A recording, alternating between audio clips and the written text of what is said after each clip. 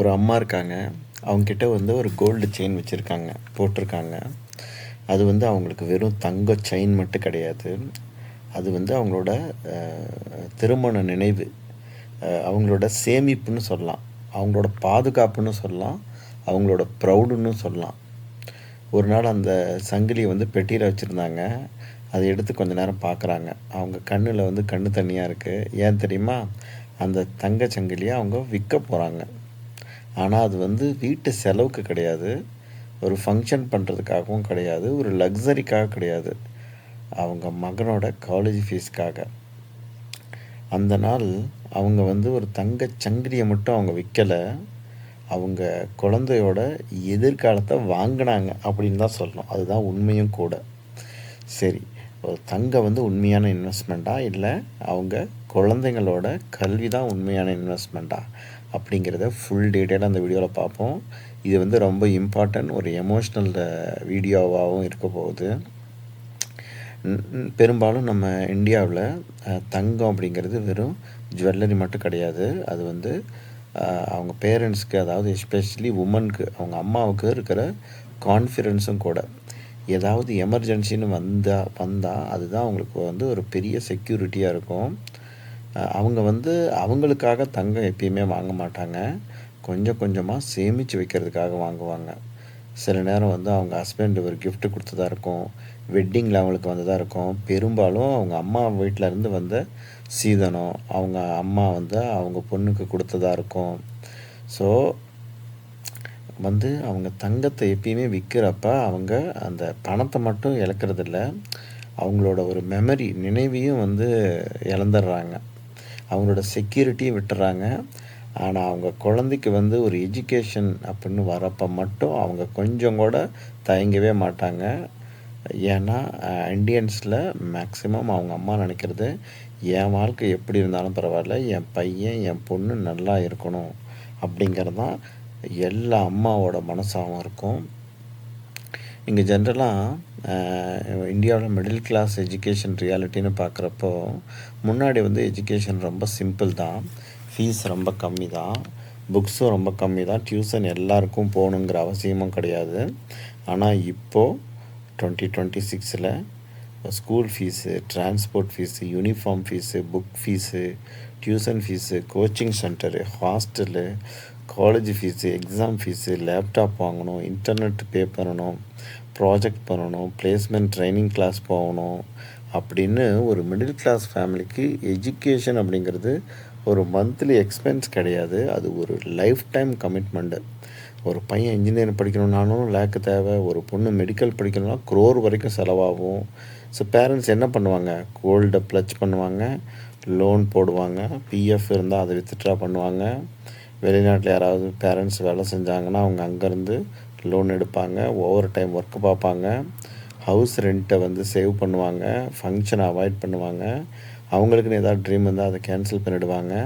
இதுக்கெல்லாம் ஒரே காரணம், நம்ம குழந்தைங்க அவங்களோட எதிர்காலம் ஃப்யூச்சரில் ஸ்ட்ரகிள் பண்ணவே கூடாது அப்படிங்கிறது தான். இப்போது இதே போல் அம்மாவும் மட்டும் கிடையாது, அப்பாவும் நிறையா சாக்ரிஃபைஸ் பண்ணுவாங்க.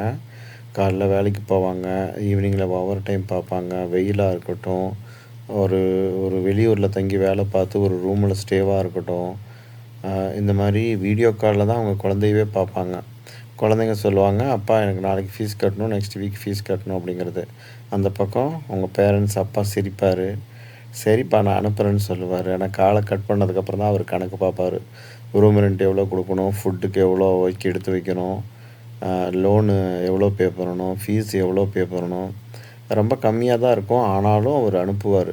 ஏன்னா அந்த ஃபீஸுங்கிறது ஒரு பேமெண்ட் கிடையாது, அது வந்து அவரோட கனவாக இருக்கும். அப்பா எப்பயுமே நினைப்பார், நான் கஷ்டப்பட்டாலும் பரவாயில்ல, என் குழந்தைங்க எப்பயுமே நிமிர்ந்து நிற்கணும் அப்படின்னு. இதுதான் அப்பாவோட சைலண்ட் சாக்ரிஃபைஸும் கூட. சரி, இப்போ நம்ம இந்த கோல்டு எஜுகேஷன் நம்ம வந்து பேசிக் டிஃப்ரென்ஸை வந்து பார்த்துருவோம். இப்போ கோல்டு என்ன கொடுக்கும்? நமக்கு செக்யூரிட்டி கொடுக்கும், எமர்ஜென்சி டைமில் ரொம்ப யூஸ்ஃபுல்லாக இருக்கும், அதோட வேல்யூவும் க்ரோ ஆகும், ரெஸ்பெக்ட் கொடுக்கலாம், அது லிக்விட் அசெட், நம்ம நினைக்கிறப்போ அதை வச்சு அடகுக்கு வச்சு காசு லிக்விடாக எடுத்துக்கலாம். ஆனால் கோல்டு வந்து பேசாதுங்க. கோல்டு வந்து ஸ்கில்லை உங்களுக்கு கற்றுத்தராது, அது ஒன்றும் ஜாபையும் வாங்கி தராது, கான்ஃபிடென்ஸையும் பில்ட் பண்ணாது. ஆனால் நீங்கள் அப்படியே எஜுகேஷனை பார்த்தீங்கன்னா உங்களுக்கு நாலேஜ் கொடுக்கும், கான்ஃபிடென்ஸ் கொடுக்கும், கம்யூனிகேஷன் கொடுக்கும், ஜாப் ஆப்பர்ச்சுனிட்டி கொடுக்கும், பிஸ்னஸை பற்றின திங்கிங் கொடுக்கும், செல்ஃப் ரெஸ்பெக்ட் தரும். ஒரு கோல்டு செயின் வந்து ஒரு ஃபேமிலிக்கு எமர்ஜென்சியில் உதவுங்க. ஆனால் எஜுகேட்டட் ஒரு சைல்டு வந்து ஒரு ஃபேமிலியவே உயர்த்த முடியும். இது தாங்க பெரிய டிஃப்ரென்ஸு. சரி, இப்போது அம்மா வந்து கோல்டை வந்து செல் பண்ணுறாங்க. ஒரு பையன் வந்து அவங்க சன்னு வந்து இன்ஜினியராக வரான். ஸோ அப்போ நீங்கள் நினச்சி பாருங்கள், ஒரு பையனுக்கு இன்ஜினியரிங் சீட் கிடைக்குது, ஃபீஸ் அதிகம், அப்பா கிட்ட ஃபுல் அமௌண்ட் இல்லை. அம்மா அவங்க தங்கச்சங்கிலி எடுத்து கொடுத்து இமீடியட்டாக அதை வந்து விற்று பையனுக்கு ஃபீஸ் கட்ட சொல்கிறாங்க. பையன் வருஷம் ஸ்ட்ரகிள் பண்ணுறான். இங்கிலீஷ் ப்ராப்ளம் தான், சிட்டி லைஃபு, மணி ப்ராப்ளம் இருக்குது. ஆனால் அவனுக்கு வந்து எவ்வளோ ப்ராப்ளம் இருந்தாலும் அவனுக்கு ஒரு சீன் மட்டும், ஸ்கினாரியோ மட்டும் மறக்கவே மறக்காது. என்னது, அம்மா அந்த செயினை கழட்டி கொடுத்தாங்க இல்லையா? ஸோ அது வந்து அதுதான் அவனுக்கு வந்து ஒரு பெரிய மோட்டிவேஷனாக இருக்கும். 4 வருஷம் கழித்து இன்ஜினியரிங் முடிச்சுட்டு சேலரி வந்த உடனேயே அவன் என்ன பண்ணுவான்? அம்மாவுக்கு அதே மாதிரி ஒரு செயின் வாங்கி கொடுப்பான். ஆனால் இந்த முறை கோல்டு செயின் வந்து வேல்யூக்காக கிடையாது, கிராட்டிடியூடு வேல்யூக்காக. ஸோ இதே போல் தான் பொண்ணு இருந்தாலும் அதே தான். வில்லேஜ் பேக்ரவுண்ட் தான், அவனுக்கு டாக்டர் ஆகணும். ஒரு ஃபேமிலிக்கு மணி இல்லை, ஆனால் ரிலேட்டிவ் சொன்னாங்க பொண்ணு தானே, எதுக்கு இவ்வளோ செலவு பண்ணோம். இது ஒரு ஜென்ரல் தாட்டு நம்ம ஊர் சைடு. பொண்ணுக்கு எதுக்கு நிறையா செலவு, வேறு வீட்டுக்கு போகிற பொண்ணுக்கு எதுக்கு நிறையா செலவு பண்ணணும் அப்படின்னு நிறையா செலவு பண்ண மாட்டாங்க. ஆனால் அம்மா சொன்னாங்க, அவள் பொண்ணு இல்லை, அவள் என் கனவு. கோல்டில் கொண்டு போய் அடகு வைக்கிறாங்க, லோன் எடுக்கிறாங்க, டியூஷன் ஃபீஸ் கட்டுறாங்க. ஸோ எல்லாம் செய்கிறாங்க. அந்த பொண்ணு டாக்டர் ஆகிட்டாங்க. ஒரு நாள் அம்மாவை ஆஸ்பத்திரிக்கு கூப்பிட்டு போனாங்க. அங்கே எல்லோரும் அவங்க பொண்ணை எப்படி கூப்பிடுவாங்க, டாக்டர் மேடம்னு கூப்பிட்டாங்க. ஸோ அப்போ அது அம்மா அதை கேட்டு ரொம்ப ரொம்ப எமோஷ்னலாக ரொம்ப ஃபீல் பண்ணாங்க. ஏன்னா அவங்க எடுத்த முடிவு சரி அப்படிங்கிறது ப்ரூவ் ஆனதுக்காக. இதுதாங்க எஜுகேஷனோட பவர். ஸோ இப்போ உங்களுக்கு வந்து ஒரு ஹானஸ்ட் பாயிண்ட் சொல்லணுன்னா, எஜுகேஷன் அப்படிங்கிறது சர்டிஃபிகேட் மட்டும் கிடையாதுங்க. டிகிரி வாங்கினா மட்டும் லைஃப் செட் ஆகாது. நிறைய பேர் டிகிரி வாங்குகிறாங்க, ஆனால் ஸ்கில்லு கிடையாது, கம்யூனிகேஷன் இருக்காது, டிசிப்ளின் இருக்காது, ரெஸ்பான்சிபிலிட்டி இருக்காது. அப்போ பேரண்ட்ஸோட சாக்ரிஃபைஸ் எல்லாமே வேஸ்ட் ஆகிடும் இல்லையா? ஸோ லைஃப் ஸ்ட்ராங் ஆகணும் அப்படின்னா எஜுகேஷனை வந்து நீங்கள் டிகிரியாக மட்டும் பார்க்கக்கூடாது. எஜுகேஷனுங்கிறது ஒரு திங்கிங், ஒரு டிசிப்ளின், ஒரு கேரக்டர், ஒரு இயர்னிங் எபிலிட்டி, ஒரு ஃபேமிலியவே உயர்த்துகிற கேப்பபிள் அந்த எஜுகேஷனுக்கு இருக்குது அப்படிங்கிறத கண்டிப்பாக மனசில் பதிஞ்சுக்கணும். ஸோ இன்றைய காலகட்டத்தில் பார்த்துட்டிங்கன்னா நம்மளை வந்து சொசைட்டியில் ஒரு ஸ்ட்ரேஞ்ச் திங் இருக்குது. என்ன அப்படின்னா, ஒரு 1,00,000 ரூபா ஃபோன் வாங்க தயக்கமே பட மாட்டாங்க. 50,000 ரூபா ஒரு ஃபங்க்ஷன் ட்ரெஸ் எடுக்கணுன்னா அதுக்கும் தயங்கவே மாட்டாங்க. 5,00,000 ரூபாய்க்கு ஒரு வெட்டிங் டெக்கரேஷன் பண்ணுறதுக்கும் தயங்கவே மாட்டுக்கிறாங்க. ஆனால் ஒரு கோர்ஸை படிக்கிறதுக்கு, ஸ்கில்லு லேர்ன் பண்ணுறது, ஒரு புக்கு வாங்குறதுக்கு நிறைய தயங்குவாங்க. இது தாங்க ப்ராப்ளம். ஸோ பேரண்ட்ஸ் வந்து கோல்டை விற்று படிக்க வைக்கிறாங்க. ஆனால் சில சில்ட்ரன்ஸ் என்ன பண்ணுறாங்க, ரீல்ஸ் பார்க்குறாங்க, கேம் விளையாடுறாங்க, டைம் வேஸ்ட் பண்ணுறாங்க, ராங் ஃப்ரெண்ட்ஷிப், ஃபோக்கஸ் கிடையாது. ஸோ ஒரு குழந்தையும் நினைக்கணும், என் எஜுகேஷனுக்கு பின்னாடி என்னோடய அம்மாவோட தங்கம் இருக்குது, எங்கள் அப்பாவோட வேர்வை இருக்குது. ஸோ அந்த தாட் வந்தால் லைஃபு கண்டிப்பாக சீரியஸ் ஆகும். எப்பயுமே வந்து நீங்கள் கோல்டை வந்து விற்றுட்டா நீங்கள் திரும்ப வாங்கிக்கலாங்க. செயினை அடகுக்கு வச்சா அதை நம்ம மீட்டுக்கலாம். மணி போனால் மறுபடியும் நம்ம ஏர்ன் பண்ணிக்கலாம். ஆனால் குழந்தையோட அந்த எஜுகேஷன் ஏஜ் போயிட்டால் அது திரும்ப வராது. அந்த ஸ்கூல் ஏஜ், காலேஜ் ஏஜ், அந்த லேர்னிங்க்குன்னு ஒரு ஏஜ் இருக்குது. ஸோ அதெல்லாம் அந்த டிசிப்ளின் கற்றுக்கிற ஏஜ், டிசிப்ளின் ஃபார்ம் ஆகிற ஏஜ், இதெல்லாம் ஒரு முறை தாங்க வரும். அதனால தான் பேரண்ட்ஸ் வந்து எஜுகேஷனுக்காக தங்கத்தையும் சாக்ரிஃபைஸ் பண்ணுறத வந்து ராங் இல்லைன்னு நினைக்கிறாங்க. ஆனால் சில்ட்ரன்ஸ் அந்த சாக்ரிஃபைஸை வேல்யூ பண்ணணும். பேரண்ட்ஸ் சாக்ரிஃபைஸ் பண்ணுறாங்கன்னு குழந்தைங்க கேர்லெஸ்ஸாக இருக்கக்கூடாது. இதுதான் இந்த வீடியோவோட முக்கியமான மெசேஜும் கூடங்க. சரி, இப்போது நம்ம இந்த லைஃப் லெசன் வந்து நம்ம என்ன கற்றுக்கணும் அப்படின்னா, கோல்டுங்கிறது வேல்யூபிள் தாங்க, பட் சில்ட்ரன்ஸோட ஃப்யூச்சருங்கிறது ப்ரைஸ்லெஸ். பேரண்ட்ஸோட சாக்ரிஃபைஸையும் நம்ம வேஸ்ட் பண்ணக்கூடாது குழந்தைங்க.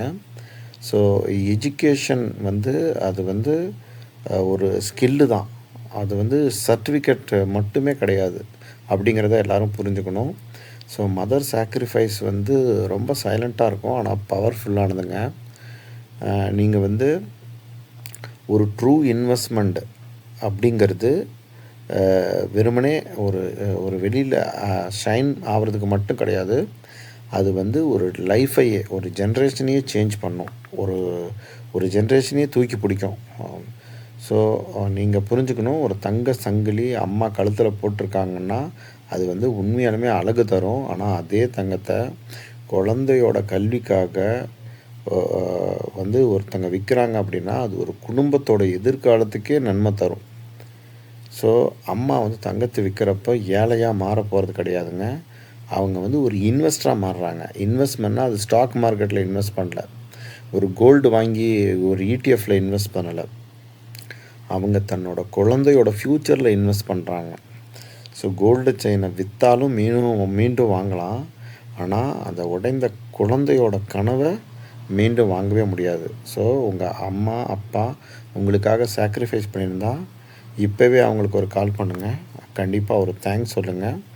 ஏன்னா சில தியாகங்களுக்கு நீங்கள் ரெசிப்டே கிடையாதுங்க. ஆனால் அதோட வேல்யூ வாழ்க்கை முழுக்க இருக்கும். இதுதான் உண்மையான investment. Thank you friends, thanks for வாட்சிங். சேனலுக்கு புதுசாக வந்தால் மறக்காமல் சப்ஸ்கிரைப் பண்ணுங்கள். நம்ம இந்த மாதிரி லைஃபுக்கு யூஸ்ஃபுல்லான வீடியோஸ் தான் இந்த சேனல் நம்ம போட்டுட்ருக்கோம்.